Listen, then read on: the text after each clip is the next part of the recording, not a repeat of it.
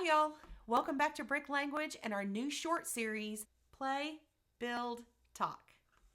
Let me ask you, have you ever struggled to follow instructions when you're trying to build a piece of furniture?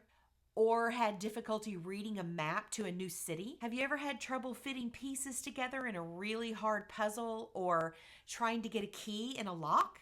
These challenges all involve spatial awareness, and that's the ability to understand how things relate to each other.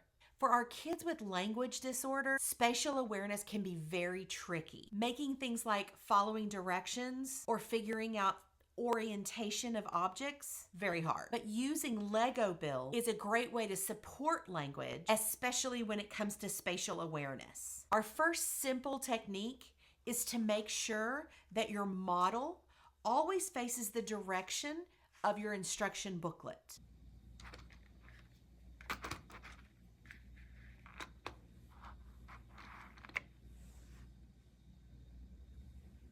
This helps with understanding spatial awareness and makes your description of positions much easier for your child to understand. By talking through model orientation such as turn the piece where it matches the picture, or does this piece fit on this side? Kids build both their problem solving and language skills during that fun time.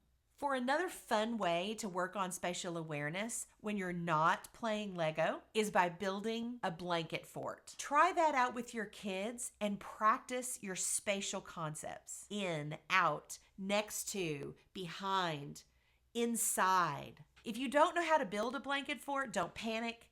I'll link the WikiHow link below. This is definitely a fun activity, and it can involve the whole family.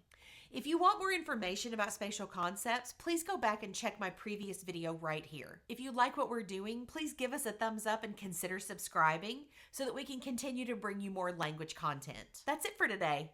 Thanks so much for stopping by. Bye.